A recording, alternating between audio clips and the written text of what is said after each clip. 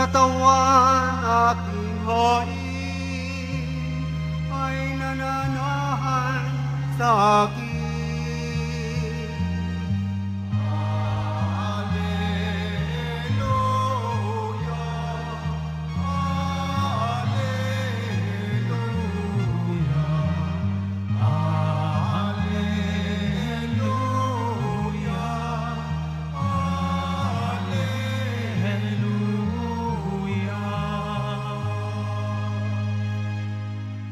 Sumainyo ang Panginoon. At sumayo rin. Ang pagpapahayag ng mabuting balita ng Panginoon ayon kay San Juan. Papuri sa iyo, Panginoon.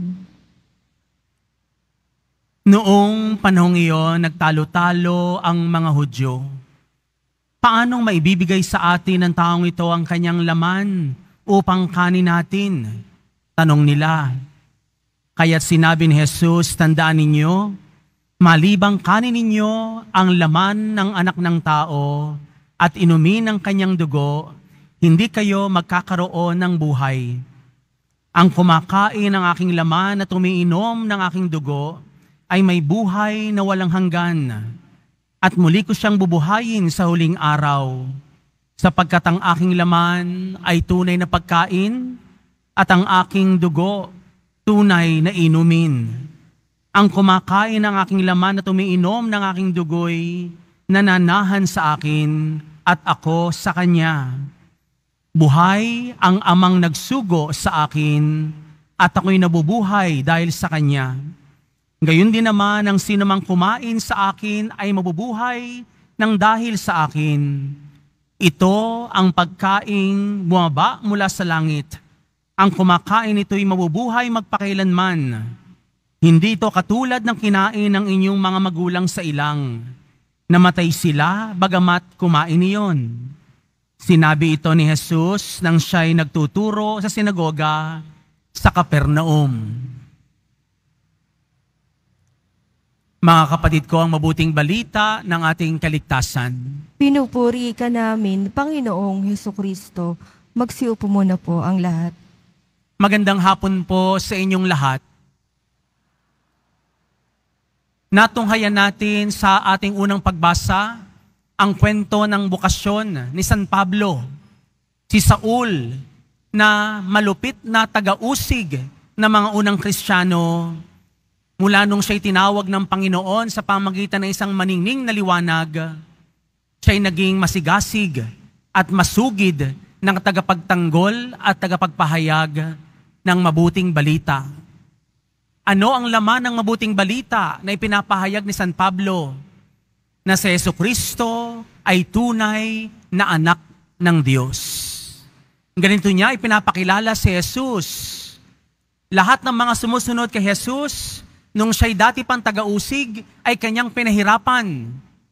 Pero nung makita niya ang daang matuwid, ang liwanag na si Jesus, nung matagpuan niya ang katotohanan sa kanyang paglalakbay, napagtanto niya na si Jesucristo ang siyang tunay na anak ng Diyos.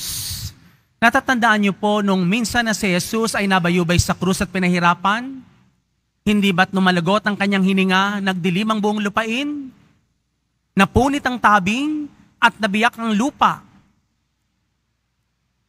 at isang kawal o nagpahirap sa Panginoong Jesus ang siyang nagpahayag, tunay ngang ito ang anak ng Diyos. Minamahal ko mga kapatid, ganito rin bang pagkakilala natin sa ating mahal na pong Isus Nazareno?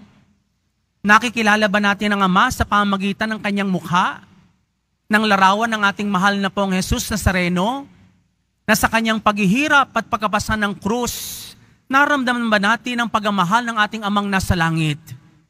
Sapagkat ang sino mang tumatanggap sa kanyang anak ay tumatanggap sa ating Amang nasa langit. Ang sino mang kumikilala sa kanyang anak ay kumikilala sa Ama.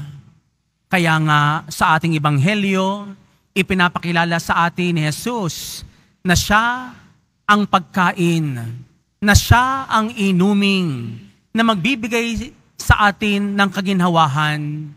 Siya ang tinapay na buhat sa langit. Siya ang tubig o inuming nagbuhat sa langit ng sino mang tumanggap na ito ay hindi kailanman mamatay at pagkakalooban ng buhay na walang hanggan.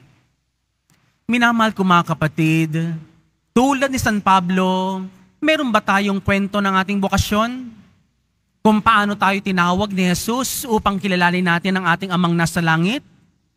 Meron bang kwento tayong maaaring isalaysay upang ipakilala natin na si Jesucristo, na siya nga ang tunay na anak ng Diyos? Ano ang iyong kwento? Ano ang kwento ng iyong pagtawag? Kung si Saulo ay binulag ng isang maningning na liwanag, doon niya napagtanto na si Saulo pala, matagal na pala siyang bulag, hindi niya alam. Kahit noong mga panahong inuusig niya ang mga unang Kristiyano, bulag pala siya noong mga panahong iyon. At 3 araw siyang binulag ng Panginoon upang unti-unti niyang maintindihan ang katotohanan, upang ibalik sa kanya ang kanyang paningin, upang siya'y muling makakita sa ibabaw ng liwanag. Natunghayan na ba natin ang ganitong bahagi ng ating buhay? Na kung saan tayo ay nabulag at naibalik ang ating paningin, at nung magsimula tayong mabuhay sa liwanag, naunawaan natin ang galaw ng Espiritu Santo sa ating buhay. Naramdaman natin ang kilos ng Panginoong Jesus Nazareno sa ating pang-araw-araw na buhay. At nung tayo lumabas sa liwanag, bagamat napakahirap, bagamat maksakit sa mata, bagamat lalabas ang ating kahinaan, nakilala natin ang pagmamahal ng ating amang nasa langit. Bago tayo mawala sa mundong ito, minamahal ko mga kaibigan, marapat lamang may kwento tayo o meron tayong salaysay ng pagbabagong buhay. Meron tayong makukwento ng pagbabalik loob. Meron tayong kwento ng bukasyon o kung paano tayo tinawag ng Panginoon sa ganitong debosyon sa mahal na Poong Jesus Nazareno. Kung paano tayo tinawag na magkaroon ng panata ng sakripisyo ni Jesus. Ano ang kwento mo patungkol sa kanyang buhay? Sabi nga noon ng isang obispo, malalaman mo kung talagang ikaw ay alagad ni Jesus kung nakatitiyak ka sa iyong defining moment. What is your defining moment? Na talagang magpapakilala na itong taong ito ay bininyagan at kilala niya si Jesus Nazareno bilang tunay na anak ng Diyos. Kailan mo ipinapahayag sa iyong buhay? Kailan ka nininindigan na ang mahal na Panginoong Jesus Nazareno ay tinatanggap mo bilang anak ng Diyos? At sa paglapit mo pa sa mahal na Panginoong Jesus Nazareno, nalalapit ka rin ba sa paanan ng ating amang nasa langit? Kung gayon, tinatanggap mo si Jesus bilang tinapi ng buhay. Siya ang dugo na nagbibigay sa iyo ng lakas, sapagkat siya ang laman. Siya ang dugo na tinatanggap natin sa Eucharistia. At suwing tatanggapin natin ang lamang ito, sa pamagitan ng tinapay, tayo'y nagkakaroon ng buhay na walang hanggan.